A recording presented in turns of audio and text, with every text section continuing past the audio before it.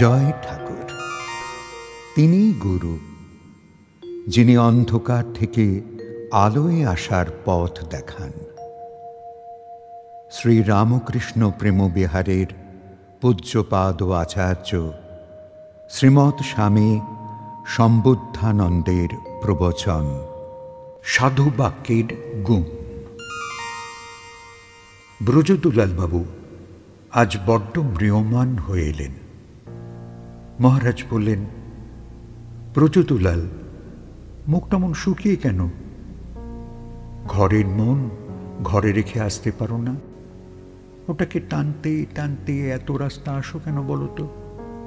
আর সত্যি কথা বলতে কি, তোমাদের সংসারে অশান্তির বিষয়ই নেই, অভাব নেই, প্রত্যেকে বিদ্বান, প্রত্যেকের সাথে প্রত্যেকের ভালোবাসাও যথেষ্ট। তবু ওই মুখ ভার থাকার কারণটা কি বলো দেখি?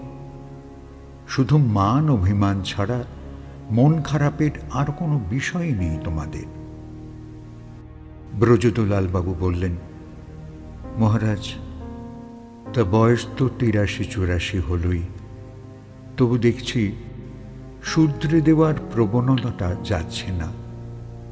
আচ্ছা বলুন দেখি, আমি তো দুদিন বাদে চোখ বুঝব, ওরা ওদের স্বভাবের পরিবর্তন না করলে ওদের অনেক জায়গায় অসুবিধে হবে না?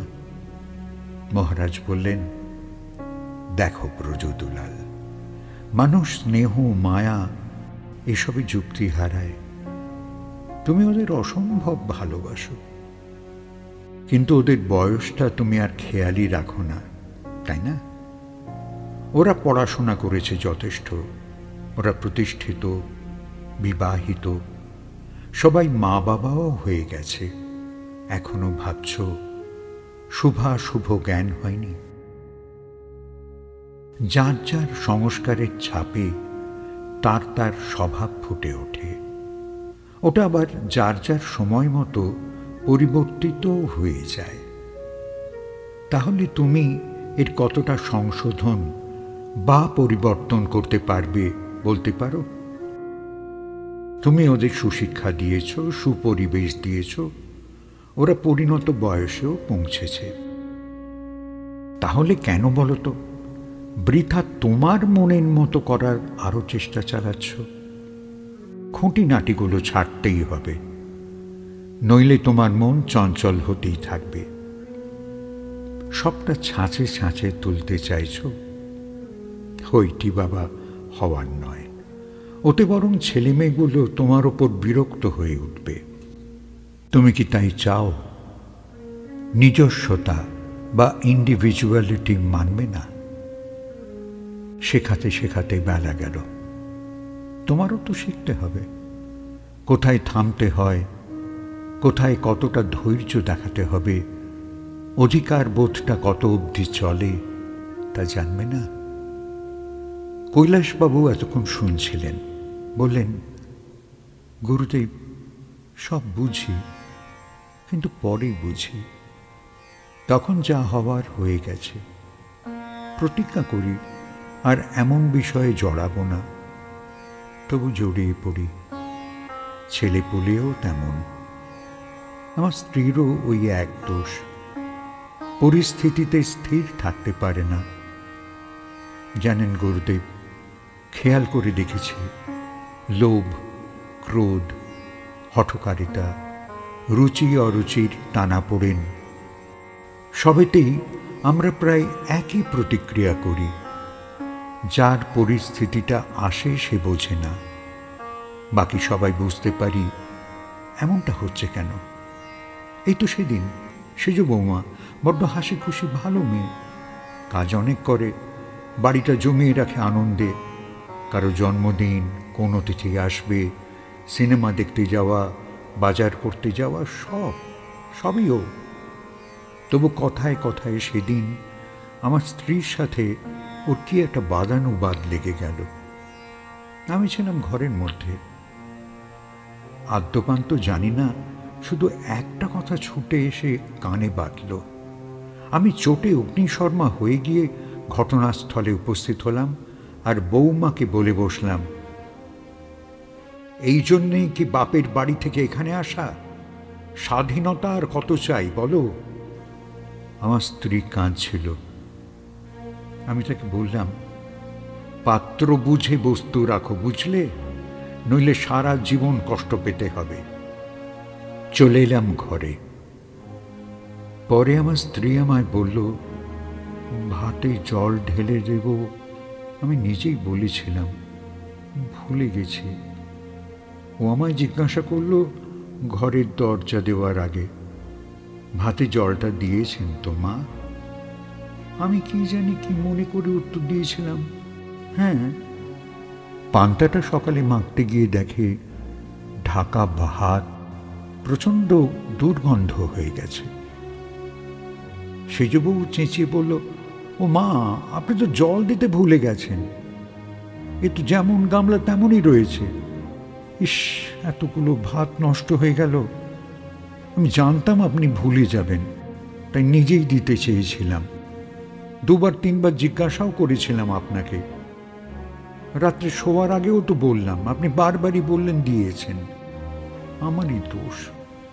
একবার যদি থালাটা সরিয়ে দেখে নিতাম, তাহলে এতগুলো ভাত নষ্ট হতো না। আমার গেল মাথা গরম হয়ে। আমি বললাম, আমি কারো ভাত খাই না, ওই খোঁটা তোরা আমায় দিবি না। ভাত নষ্ট হওয়ার কথাই যখন উঠেছে, তখন ওইতেই জল ঢেলে 3 দিন ধরে খাবো, তবু গরম ভাত খাবো না। সেজবউ বলল, আপনারাই পই পই করে নষ্ট যাতে না হয় সেই শিক্ষা দিয়েছেন, ওই থেকেই তো বাতিক হয়েছে। ঠিক আছে, থাক, হাঁস মুরগি খেয়ে নেবে। আপনার আজকাল বেশ কিছু ভুল হয় দেখছি মা। ছোট ছোট অনেক বিষয় আপনি ভুলে যান। ও আমি দেখে নেব, আমারই তো দোষ। আমার মাথা আরো গেল গরম হয়ে। সোজা কথা সোজা লাগলো না। জট পাকানো মাথায় চেঁচাতে লাগলাম। নিজের দোষের কথা ভুলে অযথা অভিমান দেখিয়ে উচ্চ নীচ যা পারলাম বললাম। জানো তো, এ মনে হয় আমারই ভুল। তো ওইটুকু মেয়ে, ওর বয়সে আমিও তো কত আট পিঠে ছিলাম, এখন আর তেমন নেই। ভুল তো হবেই। তখন মানতে পারলাম না। তুমি আবার কোথা থেকে উড়ে গিয়ে কি কতগুলো কথা বলে এলে, এই কি ঠিক হলো?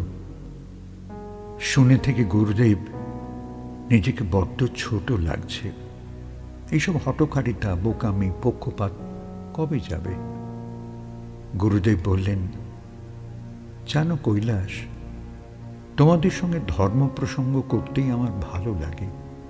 থাক ওসব সংসারের কথা, একটা গল্প বলি শোনো।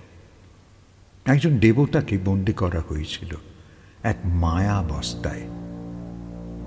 তার মুখ বন্ধ করে দেওয়া হয়েছিল, অনেক দড়ি দিয়ে চারদিকে ঘিরে দেওয়া হয়েছিল। শাস্তি দেওয়ার জন্য খুব নোংরা জায়গায় ফেলে দেওয়া হলো। বস্তা খুলেই যাতে না পালাতে পারে, তাই জল ছিল চারিধারে। ওই হলো কালাপানি। ওইটি পেরোলেই দেবতার জাত যায়। দেবতাকে বারবার সেটা বোঝানো হয়েছিল, কিন্তু মায়া বস্তার গুণ যাবে কোথায়? দেবতা ওই বস্তার মধ্যে আস্তে আস্তে রূপ বদল করে ফেললেন। ওই কালো জল দেবতার স্বভাব, বুদ্ধি, স্মৃতি সব পাল্টে দিল। ভগবান কেমন যেন দেখতে হয়ে গেলেন। ভগবানের অভিশাপ ছিল, 100 বছর বাদে তুমি ফিরে আসবে, স্বস্বভাব ফিরে পাবে। যদি ভালোভাবে বস্তা থেকে বেরিয়ে যেতে পারো, তবে তাড়াতাড়ি ফিরতে পারবে। যদি কোনো গোলমাল করে ফেলো, তাহলে গোটা কত বছর বেশিও থাকতে হতে পারে। ভগবান বস্তায় বসে সব মনে রেখে মুক্তির স্বপ্ন দেখতেন। কিন্তু হঠাৎ একদিন কি এক অমোঘ কারণে ভগবান বস্তা থেকে নিজেই বের হতে চেষ্টা করতে লাগলেন। তাই হলো, বাইরে বেরিয়ে জল আর জল, ওই স্পর্শ করে সব দৈববাণী দেব আদেশ সবকিছু ভুলে গেলেন। বিপর্যয়ের মহাদিন ওই শুরু হল। মোহিনী সুন্দর বৃদ্ধ হয়েছেন, মোটা মোটা বই পড়েন। তিনি বললেন, ধরতে পারলাম না মহারাজ, এই কোন পুরাণ থেকে বললেন? কই পড়িনি তো। ভারী অদ্ভুত। দেবতাটি কে? কি গতি হলো এর? ইস, কি পরিণতি! মহারাজ বললেন হাসতে হাসতে,